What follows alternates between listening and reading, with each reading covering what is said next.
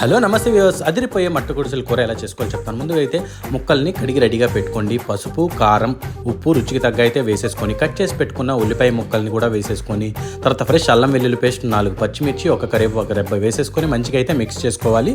కొంచెం ఆయిల్ కూడా వేసేసుకొని మంచిగా అయితే మిక్స్ చేసుకొని పులుపుకు తగ్గ చింతపండు రసం కూడా వేసేసుకొని తర్వాత ముక్క మునిగేంత వరకు గ్రేవీకి తగ్గ వాటర్ పోసుకొని కొత్తిమీర కూడా వేసేసుకొని స్టవ్ ఆన్ చేసేసుకొని మీడియం ఫ్లేమ్లో పెట్టుకొని దీన్ని స్టవ్ మీద ఎక్కించి నెమ్మదిగా ఉడికిస్తూ ఉండాలి. ఈలోపు కొబ్బరి పేస్ట్ చేసుకోవాలి.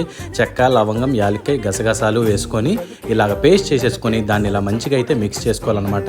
ఉల్లిబొందు ఉంటే యాడ్ చేసుకోండి, లేకపోతే లేదు. ఉల్లిబొందు వేస్తే మంచి టేస్ట్ కూడా వస్తుంది. సో నా దగ్గర ఉంది కాబట్టి వేసాను, ఉల్లిబొందు కూడా వేసేసాను. తర్వాత కొంచెం కొత్తిమీర వేసేసి మీడియం ఫ్లేమ్లో పెట్టేసి వదిలేసాను. అలా ఉడికిపోతూ ఉంటుంది. చాలా ఈజీగా చేసుకోవచ్చు. వీడియో నచ్చితే లైక్ చేయండి, షేర్ చేయండి, సబ్స్క్రైబ్ చేయండి. Thanks for watching Bobby kitchen.